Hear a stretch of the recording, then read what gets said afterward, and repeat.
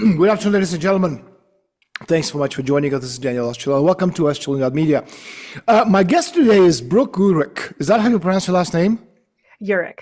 Urick. Okay, she's the author of this fascinating book called Wink Wink, okay, Nudge Nudge, Sexual Exploits and Secrets from Inside a Sugar Daddy Website. Thanks so much for joining us and welcome to the show. Oh, thanks so much for having me. I'm really excited to talk to you. So listen, I'm going to start with an unusual question. Can you go over your CV for us? Yeah, my first job was at a bagel deli, actually. And then That must have been exciting. I know, it doesn't get exciting yet. And then I worked at Zoomies for a while, which is What's like a that? skateboard. It's like Oh, okay. a retail skateboard, snowboard shop. It's like a very mainstream place to like buy a skateboard and like Okay. skateboard associated clothes. And I worked there for like 3 years while I was in college. And then I ended up getting a job at an adult novelty wholesaler, which I do reference in the book Translate because because we have international audience from 42 countries. Adult novelty wholesaler. What the hell is that? And what do you eat it with? um, worth the translation, definitely. Please. So adult novelties are like sex toys, Okay, basically. sex toys, right. Yeah, and I was working for a wholesaler, so it was actually a manufacturer of a specific type of adult novelty. It was a male chastity device, which is commonly called a cage. And it's so funny because like there has been a resurgence in the popularity of these. Not that there was ever a surgence, I guess. So maybe it's just the first surgence. Right. And in the gay community particularly, and people have been Oh, talking to okay. me about it. So I honestly didn't know that. I didn't know any of that. I got the job because my mom designs packaging and she works for herself. So she has found a niche designing adult novelty packaging. Okay. So they needed someone to work at the office. And we thought I mean, it was a good job, you know. So I ended up getting involved in the sex Right. industry very young and got very desensitized. I was 18 when I started working there. Okay. And, you know, like I reference in the book, I had these guys calling me on the phone with their, you know, what in their hand. And it was just very disorienting for a young girl, especially when I was told, like, oh, you know, sex isn't a big deal. Like, you know, casual sex is fine. And so it kind of reinforced a lot of those ideas. And then that job actually, the willingness I had to talk about sex and the ease at which I did that, because I worked for that company for about 3 years, that was actually what got me my job at Seeking Arrangement. So I was talking to one of the PR managers because Seeking I, Arrangement, sorry to interrupt you. That's a company. yeah, That's the name of the web yep. page, okay, that runs the things we're going to be talking about today, okay? Yeah, so that's the final sort of stop on my CV, I guess. We'll probably talk for a while, Yeah. which is, yeah, so I got this job at this sugar daddy website. And the reason I got my job was because I was actually cast in an interview for this company. How do you get So cast for an interview or a company like that? I had a friend who was What on do the they look for, website. like credentials? Do they look at your resume and say, you got very good grades in school, no? That's not what they do they? Well, as I came to later learn, because I worked for the company, I was then a casting director, was that they were looking for hot, mostly white girls. So I met the qualifications Right. and anyone who's willing to do it. So you really don't need many qualifications at all. And I, of course, didn't know that when I signed up. So my friend told me about the website because she said they were doing a reality show casting. And I was like, oh, I was 21. I was like, oh, well, I want to be on a reality show, you know? Right. And it was not a reality show at all. It was like an interview for like a one-off kind of show. It was supposedly going to be on the Travel Channel, but I think I did so god awful that they never ended up airing it. Thank God. But they roped me in with this idea that like I was going to be on TV or whatever, and I was like, oh, cool. Like that And sounds we like all fun. want to be on TV, so we'll do whatever it takes to be on TV. Yeah, exactly. And it was a little bit disorienting to be called Right. so quickly about this. I was like, "Oh my gosh, like I am a star?" Because they called me like right away. Because it's really, as I found later, it's really hard to get people who are of the aesthetic perspective that are willing to go on camera and say they're a sugar baby.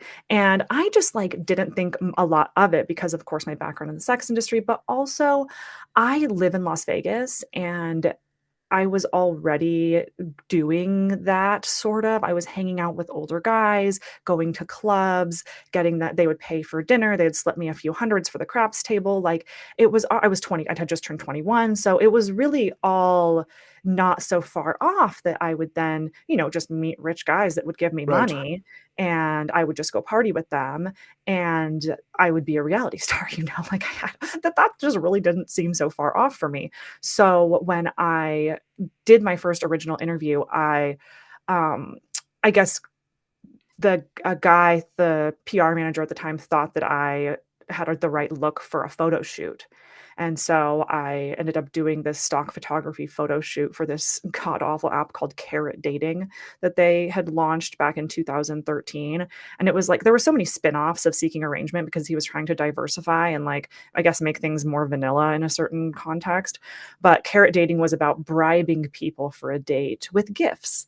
And you can find the absolutely heinous marketing out there of it. Wired did a particularly interesting article with the imagery that was actually taken at the stock photography shoot that I was at. I didn't make it into the imagery, but that's where I ended up meeting the PR manager. And so I actually met the CEO that day as well. And yeah, I was talking to her about my job at the adult novelty place, and that's how I ended up getting the job at Seeking, or them being interested in me for a job. Okay, so let's just let's do the terminology. Sugar daddy, sugar baby. What are the meanings of these terms? Are they innocuous? And how does the site work? And who is the target audience? Well, when I refer to sugar babies and sugar daddies, I'm referring to member types or user types, like user classifications on this website. So, I mean, really anyone can identify as whatever they want, but that's what I mean it as because we at the company when I was working there were very careful in crafting the narrative around what a sugar baby and what a sugar daddy is. And we were convincing people and the public and the media that sugar dating is somehow not sex work. It's somehow not exchanging sex for money. And we had a very carefully crafted, narrative to be able to figure that out. So when I say it, I'm simply referring to the people on this website who joined as a sugar baby or sugar daddy, because that's what you joined the website as during this time. Now, the website has completely scrubbed all sugar daddy, sugar baby mention. It is nowhere on the internet to be found because it's a little bit too hard to describe and To to sell. I think it's explain. hard to sell in today's day and Yeah, age. yeah. Yeah, so the website is still around, still doing exactly what they've always done, but under a completely different skin.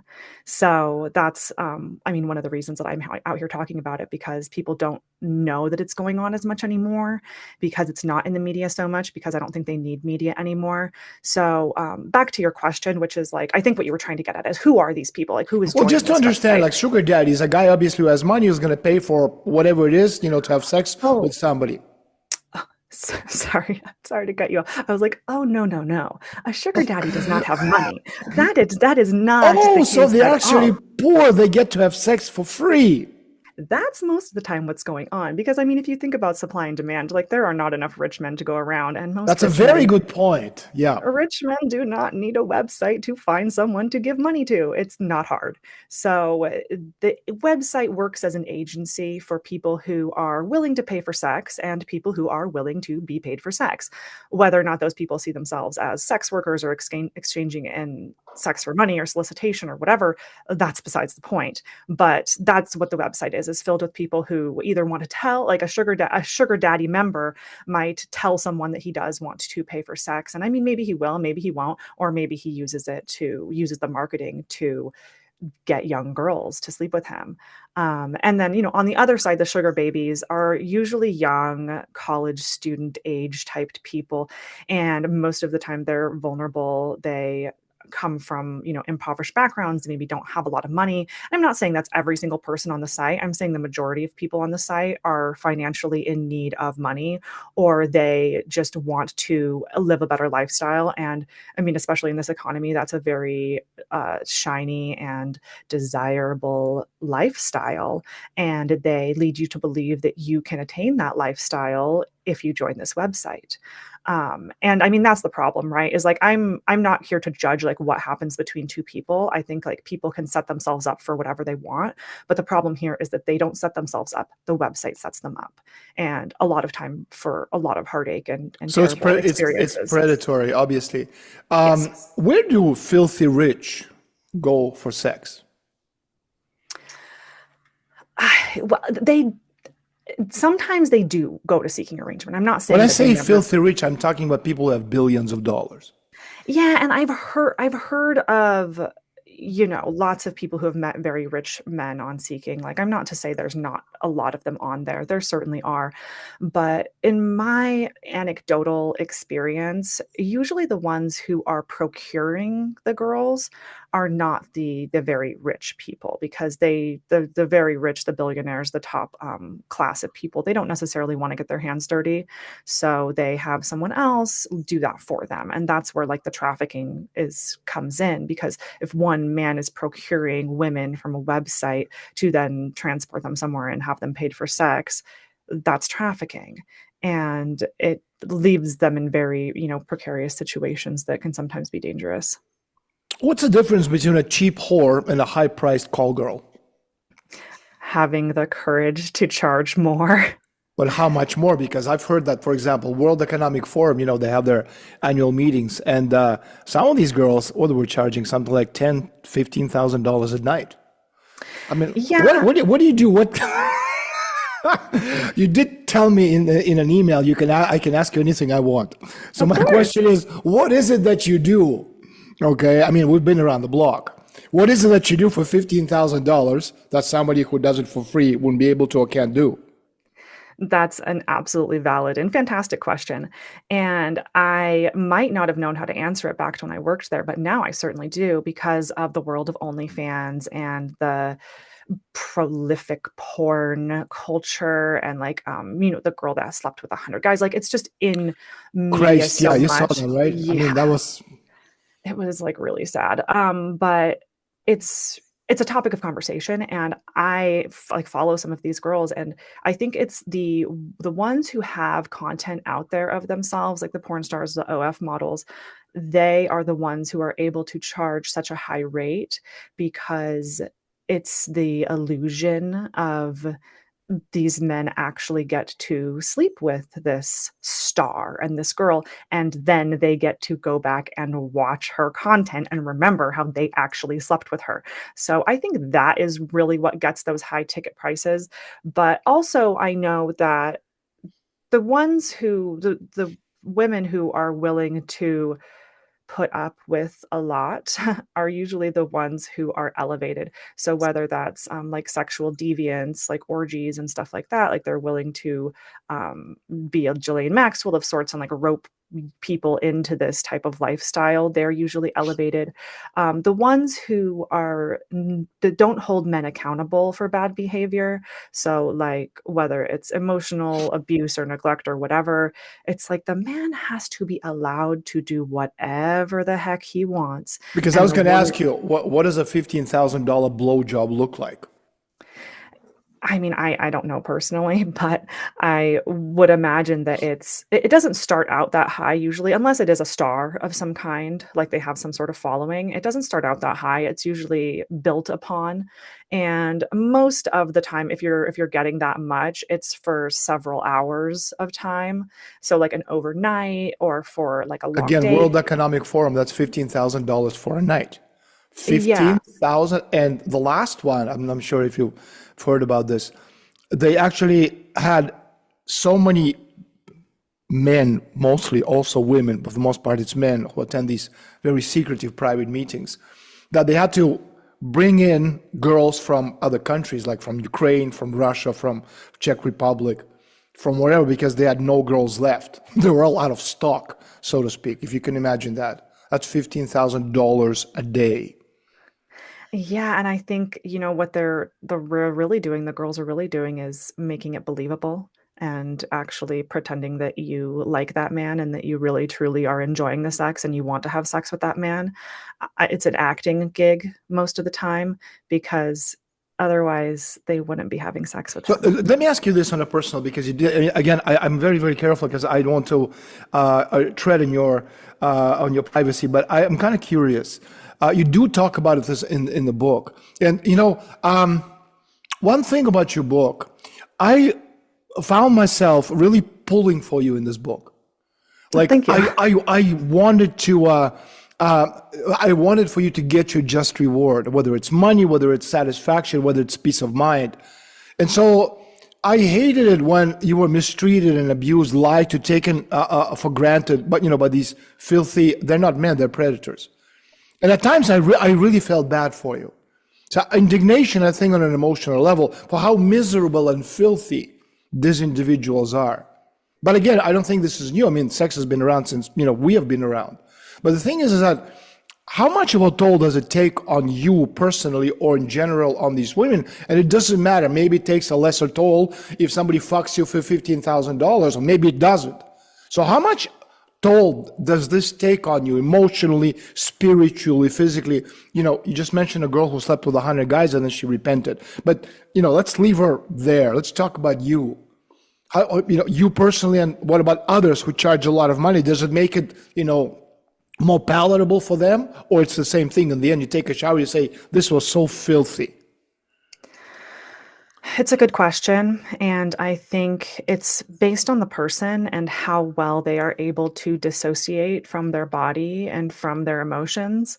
Because as women, we're wired to want a man for more than just sex, because we are the definite parent. We're the ones that carry the children. So the way our brains work is when you have sex with a man, you have a bonding hormone, oxytocin, that's released, whereas men don't experience that unless they really love the woman.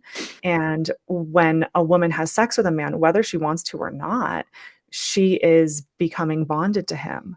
And if you are able to disassociate from that, then you'll, I guess, be able to deal with the moral and mental consequences of having sex, meaningless sex, with so many men. And I think I was able to do that at first. Maybe it was because I was young. Maybe it was because I was using hormonal birth control, or maybe it's just because I'm a terrible person, like whatever, think what you will. But I realized later that, that's a very haunting and horrifying way to make money. And the fact that I did that, I have to atone for that. And the way that I pay for it is in my relationships now. A man has to be very self-assured, and he has to not question my past, because I have to be honest about that. And I think most women who participate are not honest about that with their partners. They just like hide it. And for me, I just couldn't do that, obviously, because I know so But much would you more. tell, like you meet a guy, you really like him. Are you married? No, So you no. meet a guy, you really like him, could be a wonderful man. Let's not get into the cliches of Prince Charming, but he's a great guy, has a great job, maybe divorced, has kids. Okay. At some point in time, you would want to sleep with him. So at some point in time, you may want to have a relationship, especially if he does. So, would you tell him, like, say, look, this is, I did this in the past? Or would you, say, I can't, because if I do, he'll probably leave me and I don't want to lose him? How would you deal with that? Well, at this point, I don't have a choice because there's a book. So I Well, told again, everyone what I did. no, you do, because, for example, had it not been for, for the fact that Chris Milligan is also my publisher, okay, and I peruse everything he does because, he has amazing taste in great books, I probably wouldn't even know that you existed, Yeah, okay? well, I'm So working there's on absolutely, that. there's zero chance, okay, because I have nothing to do with this industry. You know what I mean? I mean, I would never hide that from a potential partner. If I was thinking of sleeping with someone, it's actually one of the first things I tell them to see their reaction is like, I was paid for sex a few times. Like, how does that make you feel? Because I feel like it's being dishonest if I don't share that with someone, because I have to, for my own sake, be assured that someone still wants me after knowing that. So if it seems they're not willing to engage after that, then I mean, I think that's my answer, because I mean, that's the truth. Like, I don't Has really have a that has that has choice. that ever happened?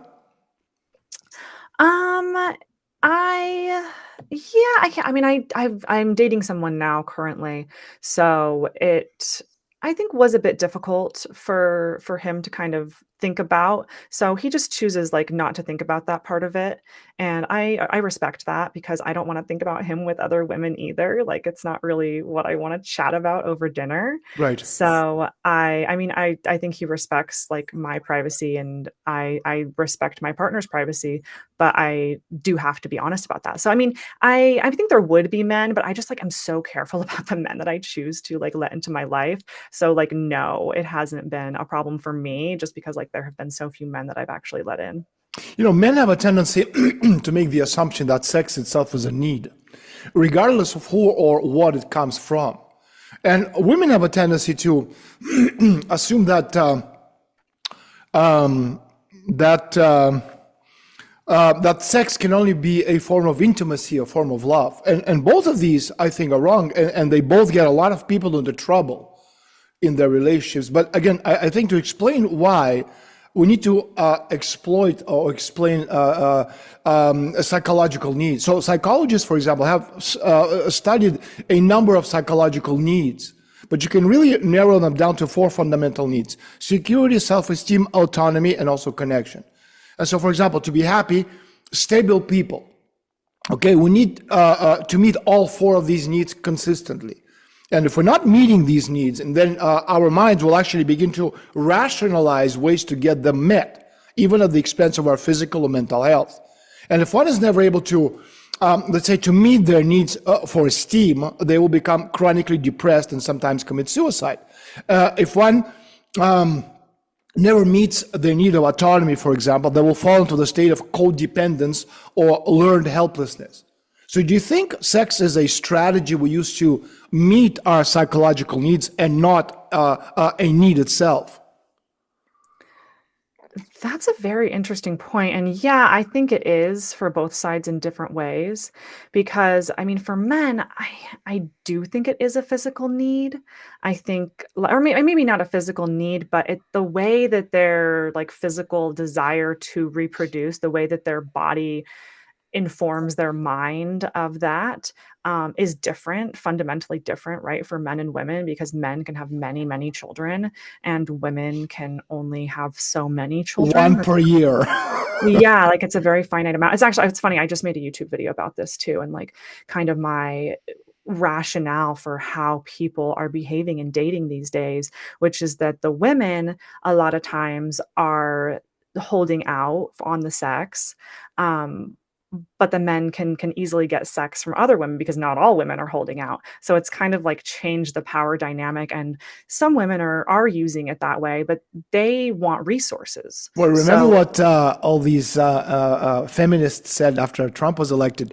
You're not going to see my pussy for the next 4 years, motherfucker.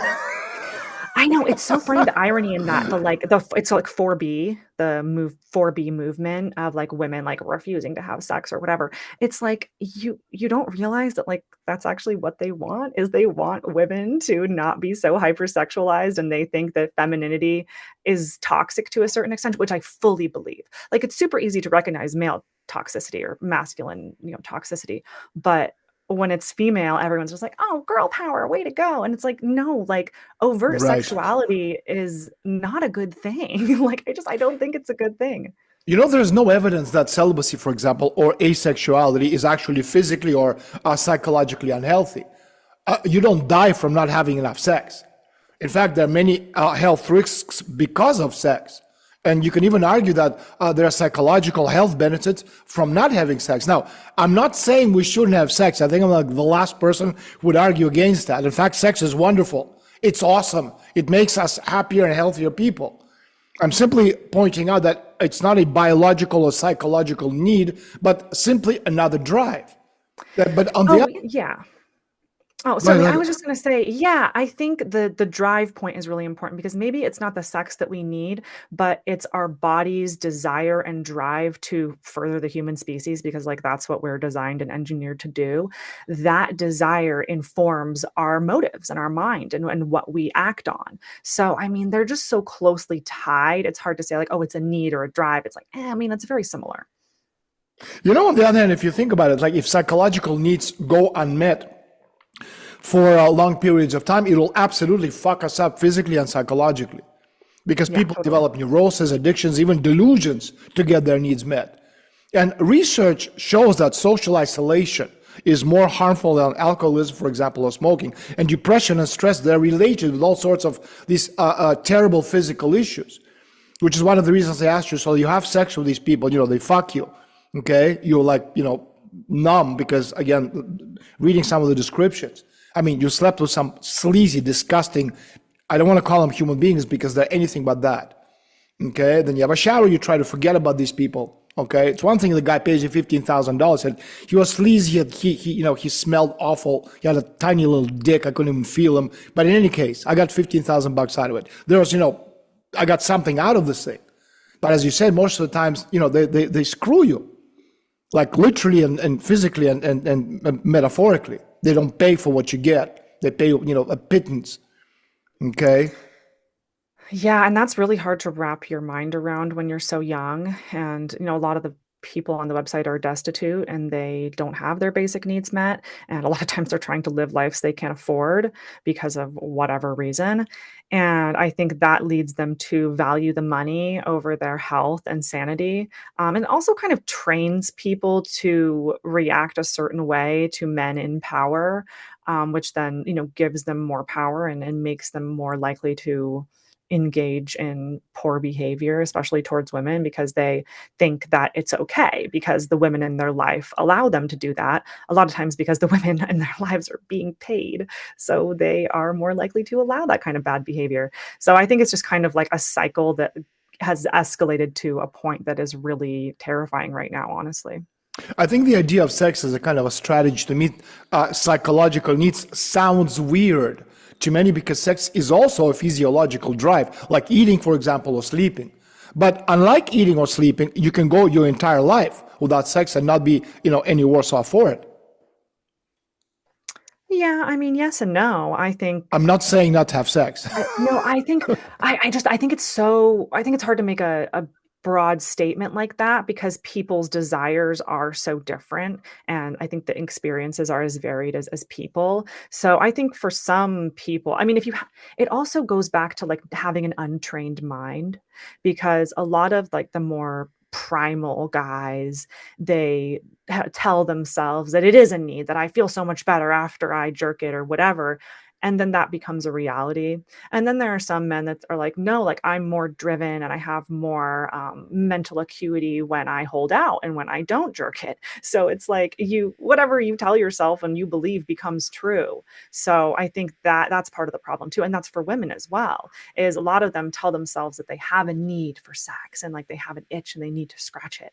And it leads them to like take birth control and have like promiscuous sex and things like that.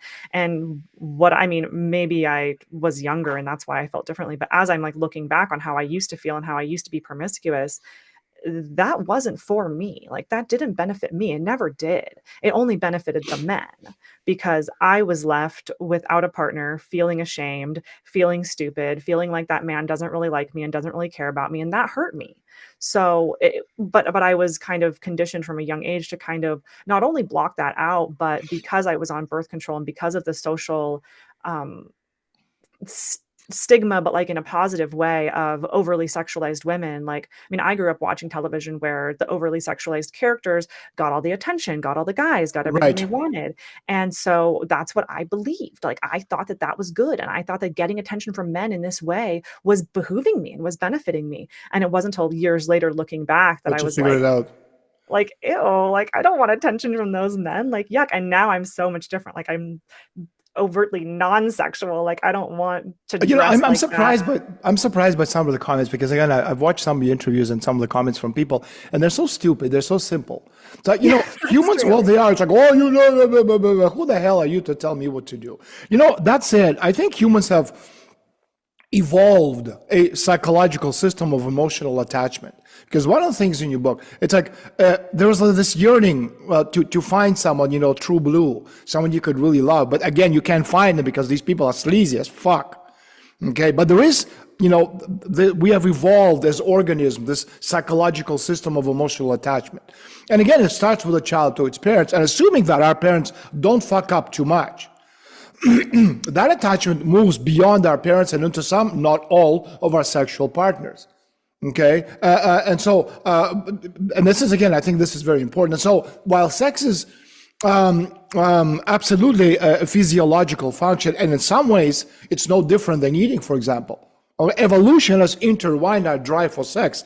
Okay, drive, not need, they're two different things. For us, physiological or psychological needs, for esteem, for connection. Okay, because I think they're intimately linked, and then they can't be unlinked. And even if one manages, for example, to suppress those needs, they come roaring back in the forms of a neediness, overcompensation. And that's why even the most cold-hearted, bastards eventually has an emotional implosion, usually at the most unexpected time. And that's why women want to be romanced, swept off their feet. That's why we keep going on date after frustrating date with nothing to show for it. And that's why overuse of pornography makes one feel like a loser, because while you're getting off watching some woman, big boobs, jerking off at home, you're just reminding yourself that you're simply not good enough. Esteem, to be loved, connection. Do you think that's a reflection on today's society? Yes, absolutely. And I'm glad you brought up the porn thing, because I think there is a huge problem with porn addiction. And that's why the men are, a lot of women are seeing a problem with dating today, and that like the men are not serious. They don't want to settle down. They don't want to be serious about anyone. And I think it's in huge part because they're getting the sex they need at home on the computer screen. Like whether or not it's sex with a woman, like they're getting what they need. They're scratching that itch. Not to mention the fact with the AI, okay, you're not going to have real women anymore. You can have, with a robot, with an avatar. Let me ask you something else, something personal. If you had to do this all over again, like if you could reset the clock back, what would you do differently? I would,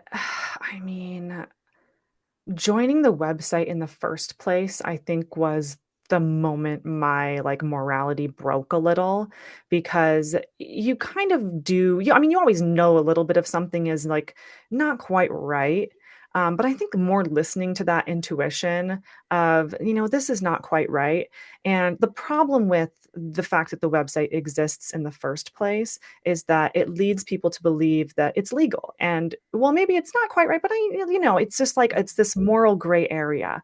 And when you have so many people in media who are telling you like, no, it's okay, like this is legal, this is fine, then you kind of have the wind at your back, and it leads you to believe things that are just like not true at all. And it's very disillusioning especially for a young person who wants in their heart so badly to believe that, there's just a rich old guy out there that's just going to give me money. And so because he loves me for who I am, and he recognizes my talents, innate talents. Of course, because I'm so special and different from everyone else. Absolutely. And so I think preying on that is very damaging to young girls. And so, I just wish I hadn't been so roped into the website just from day one, like kind of thinking that it would be easy for me because I was special and different, and that I would have a different experience than other people because like I get attention from men or whatever it is. When you're 21, or some of these girls are 18, or honestly, even younger than 18, like you don't understand how dumb you are, right? But the ones who do understand how dumb you are is the 45, 50-year-old men on the site. So to say that there's like some sort of balance of power there is just like really damaging. So yeah, like joining the site in the first place, that was definitely the wrong I went. And from there, it was just more and more wrong. And I detail that in disturbing detail in my book. If I think of your book as a kind of a movie, film script, or a film itself, and one of the things about, great scripts and great films, you buy into the character.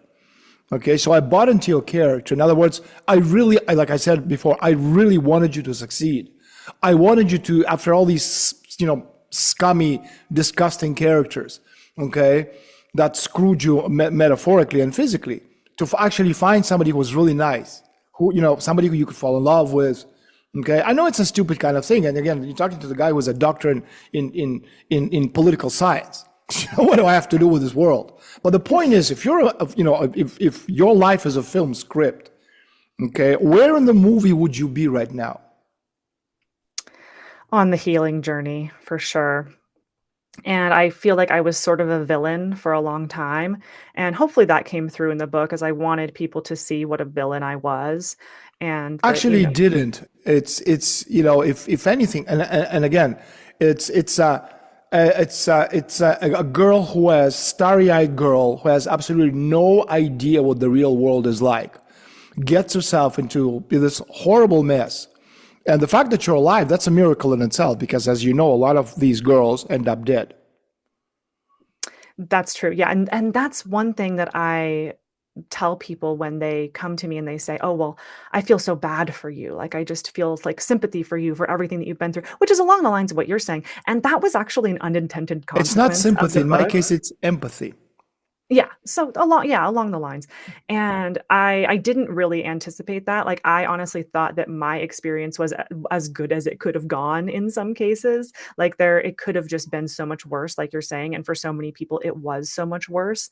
And that's why I felt it was important to share my story, because other people have gone through very similar things, and they reach out to me every day telling me about the atrocities that they've suffered, a lot of times much worse than mine. So that was my goal, is trying to help people understand what happened to them, and that maybe it's not entirely their fault, and hopefully prevent some of the younger people from doing it in the first place if I can maybe catch them before, or at least they go into it with much more knowledge and wherewithal of how your perspective might change, and what the motives of these men really are. What about if somebody had come to you right now and said, look, a very, very wealthy Arab sheikh, he said, look, you're beautiful. Why don't you join our agency? We have an agency for high, level call girls. You'd get $15,000-$20,000 a night. You'd be working about 50 days a year. Okay, you do what we tell you these days, and the rest of the year you're free to do whatever you want. Would you do it? I would not. I am not motivated by money, and it took me a long time to realize that about myself.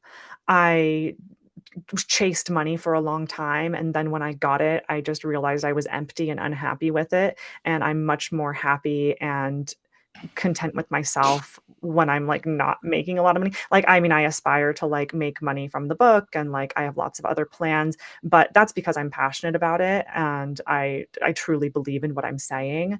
But as far as like wanting to attain a bunch of money quickly, like that's really just not in, like I would rather not surround myself with those kind of people. And it's funny because like in my, past, like since I've stopped working for the company, I've dated lots of very like rich, high profile. Well, I wouldn't say a lot of, I would say a few, because I just haven't dated that many people. But I've dated some like very rich people, and it kind of turns me off now. Like I used to be very enamored by men with money, and now I kind of realize that to get to that point, I mean, I'm not saying everyone, but I'm just saying in my like experience with these types of people, like it makes you a little bit empty. And I don't ever want to be empty. Like I want to feel the full range of my emotions. And I don't want the people around me to be placating me and telling me yes and telling me I'm great just because I have a lot of money.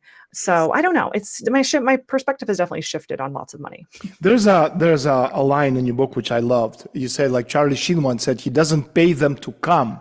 He pays them, the girls, the guy, he pays them to live quietly without destroying holy matrimony. And I thought to myself, holy shit, this is absolutely true. Can you take us, because again, most people, for the most part, we have no idea how that works. Okay, so you go through the act, through the motions. Okay, you pretend you're having a great time, you fuck the guy, you blow him, the whole thing is over. It's that moment where he pays you and you're ready to leave. You have your bag at the door and you're ready to leave. Emotionally speaking, like what goes inside of you? Well, the one time that I like was paid for sex in a way that was like very direct, where I like negotiated for the money, it was a married man. And in my mind, I mean, I was 21, so I was just like, oh, it's not that big of a deal. Like I'm having sex like on my own accord with other people. So what's the big deal if I have sex with this guy for $1,500? And I mean, that's what was going through my head, is that you just, you try to convince yourself it's not You're that big trying of a to deal. justify it, right? Yeah, you try to justify it for whatever reason. Obviously, I didn't have a lot of money back then, and I later on came to the, moral reasoning with myself that like I could not be with a married man.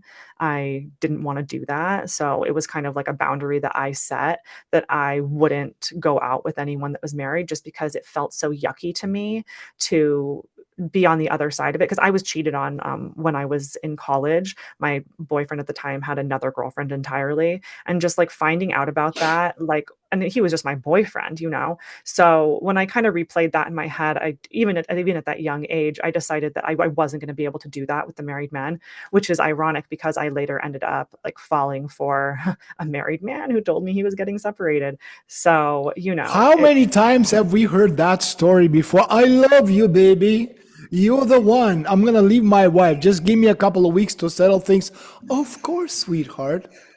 Yeah, and I just think it's easier for men to lie and placate women because they get what they want quickly, right? They want the sex. So they are able to easily get that. So it really doesn't matter what they say up until the moment they get the sex.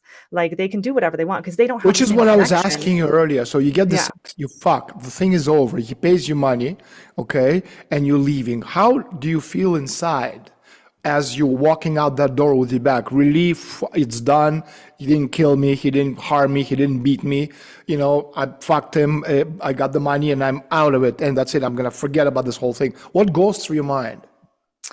Well, because I only really exchanged it in like one time was the time, and then I decided I didn't really like that. But at that time, for that guy, I felt bad for him. Like I pitied him because it was clear that like he was not romantically invested in his wife, and it was clear to me that he had not been touched intimately in a long time. And to me, I was just like, I felt like I did him a favor. So I mean, that was my emotion. I think there are probably lots of ranges of emotion.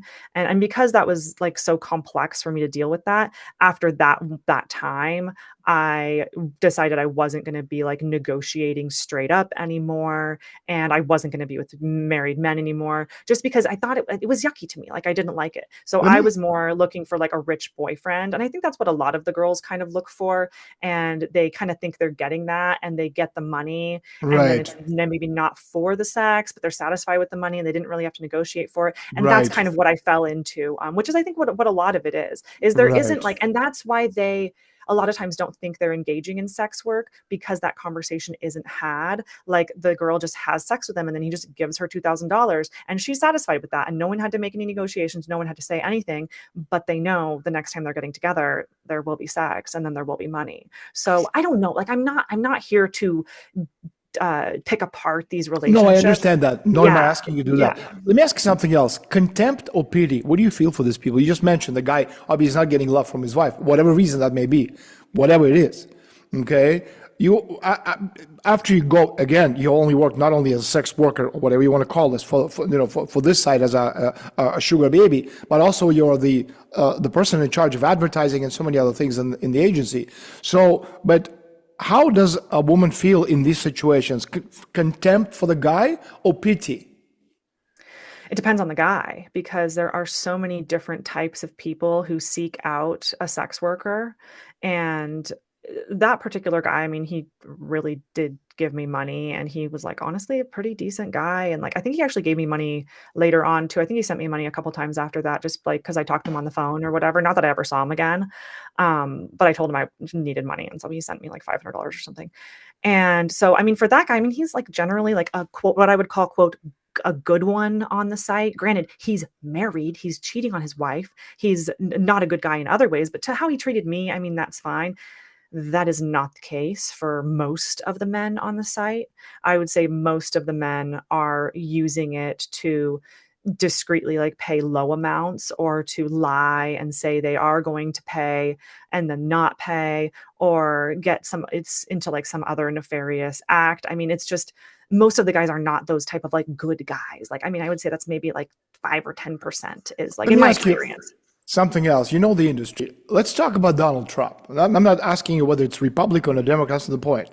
What do you think? I mean, after everything you know about the industry itself, I mean, where does someone like Trump fit into this kind of a lifestyle? Because again, he has been accused by several women of rape, of all kinds of things. Now, it may be true, it may be not true. I have no idea. I don't really give a shit, right? But do you think someone like Trump would qualify as a kind of a sexual predator? Speaking of this very filthy rich, preying on because whatever her name was, I can't remember, some, pole dancer that accused him, and I think she got a lot of money. I can't remember her name. In any case, what do you think of someone like Don? Do you think it's like these stories are true? It's absolutely. This is the profile of a guy, who would have at the agency, would fuck women and then you'd screw them, both emotionally, physically, et cetera, et cetera. I think he's someone who would pay his tab.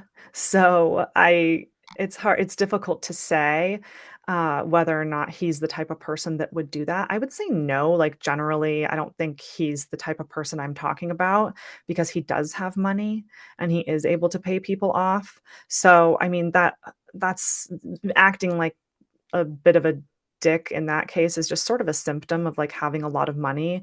And I mean, I don't have a lot of opinions on like his sexual proclivity or whatever. Generally, I have a lot of grace for like older, especially white guys, because they came up in a time when women allowed that type of behavior and conditioned them and told them what was okay and what was not okay based on what they were reactive to. So a lot of times those type of men don't have a lot of like young women in their lives, and those young women would act, of course, differently. But the older women are also conditioned to behave a certain way. So, I mean, I have more grace for people who are of that generation. And obviously, I think like things have changed now, and people treat women differently, and they're treading on eggshells a lot of times. But I mean, as far as my opinions on Trump, I did vote for Trump. Maybe I'll get a lot of haters or whatever for that. It's not about voting for Trump, or it's a question is, again, you look at his, at his character, and people would say to me, no, he's a misogynist. I tell them, look, first of all, I'm not American. So I don't really give a shit. There's not a horse I don't have a horse in the race. But also, the only person who should be concerned about Trump's transgressions is his wife. I mean, you shouldn't really give a shit. I don't care. No one really, but it does speak volumes about who you are. Again, look at, what's his name, Bill Clinton and Monica Lewinsky. Now, again, Monica Lewinsky, that's a special case because she worked for Mossad. That was an intelligence operation. And that's something else. We don't have a lot of time left, unfortunately. I'm going to have to get you back, talk more about this. But, seeking arrangements, you said, had a member base of 10 million people. Now it's probably a lot more. That's 10 million pieces of information on 10 million people, their contacts, everything else. That's enough information to blackmail. Which brings me to something. Do you remember the famous DC Madam? Actually, Chris has a book on it. Deborah Jean Palfrey, dubbed the DC Madam. She operated this thing called Pamela Martin Associates, which is an escort agency in Washington, D.C. And, again, then she was convicted in 2008 of racketeering using the mail for illegal purposes, money laundering. And then I think it was like 2 weeks later, facing a prison sentence of 5 or 6 years, she was found hanged. Okay, an autopsy obviously was suicide. Now, in response to a Palfrey's statement that she had 10 to 15,000 phone numbers of clients, we're talking about 10 million people here. Okay, several clients' lawyers contacted her to see where, how they could accommodate financially to make sure that the names of their clients weren't published and released. So do you think the people you worked in any way, shape, or form had something to do? Because, okay, these are intel operations, whether it's your sugar daddy, sugar mommy, sugar granddaddy, whatever the hell it is. These are intel operations. They got files on you. If you fucked a little boy when you're like, 25 years old, they have a file on you. And then 50 years later, when your grandfather with lots of prestige, lots of money, status in society, and you for some strange reason decide to vote against the interests of the global elite, somebody's going to come to you and say, hey, remember this?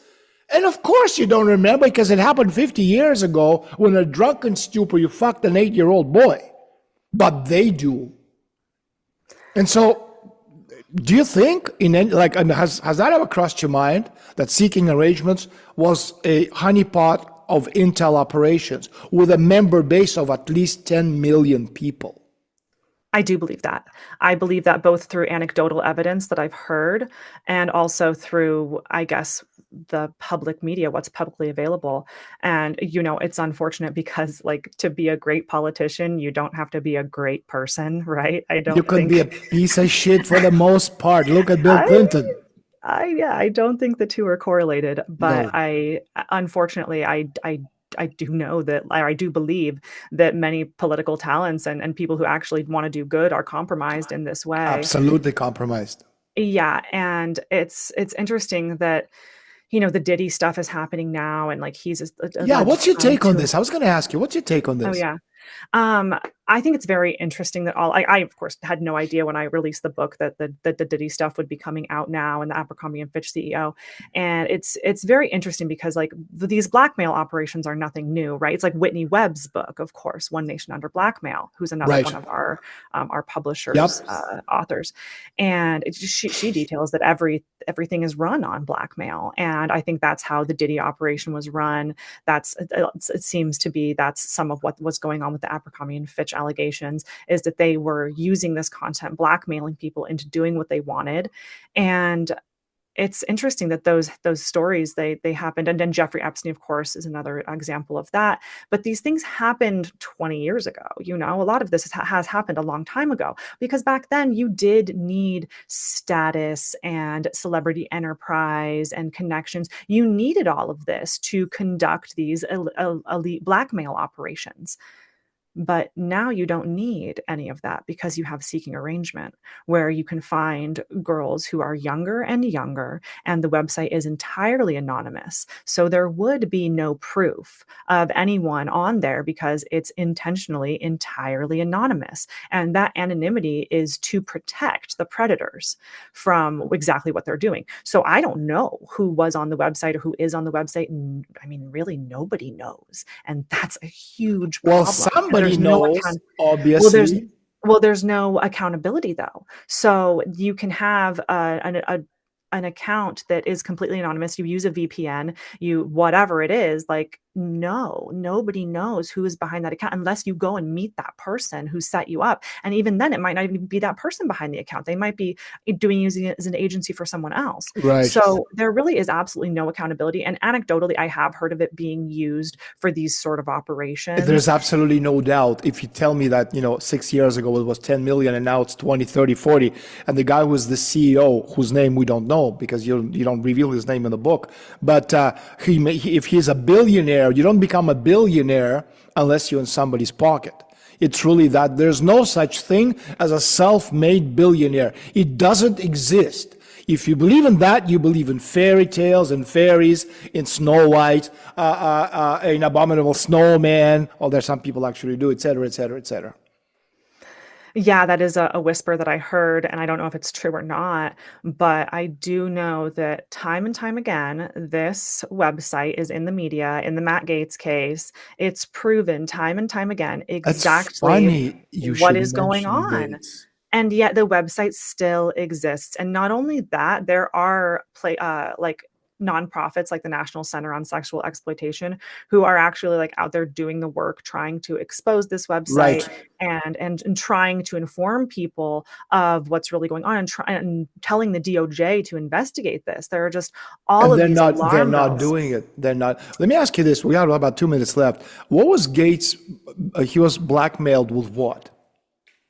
I mean, I don't know what happened with Gates, and We're I not don't talking know. about Bill Gates. We're talking about Gates. Oh, G. no. Yeah, I know. I mean, I don't know what happened with I mean, I wasn't there, but I have heard and I've read things that Joel Greenberg, the one who's serving the 11-year sentence for underage sex trafficking and tax evasion, I've read that he was the procurer of these girls and that he made them fake IDs, and that, I mean, And that obviously. Gates, Gaetz, that's the guy who was Yeah, going to be one of the, I can't remember what position that Trump, the attorney general. the Yeah. Attorney Well, General of the United States. Yeah. he ended Fucking up stepping underage down. girls. He was a congressman, though, at the time, and, like, I mean, it's coming out that, he did all of that, but I mean, the problem with that is like he has this plausible deniability that is served to people who They engage all on this do. website. They all do. As long as you play the game, Yep. you always have plausible deniability. It's when you stop playing the game,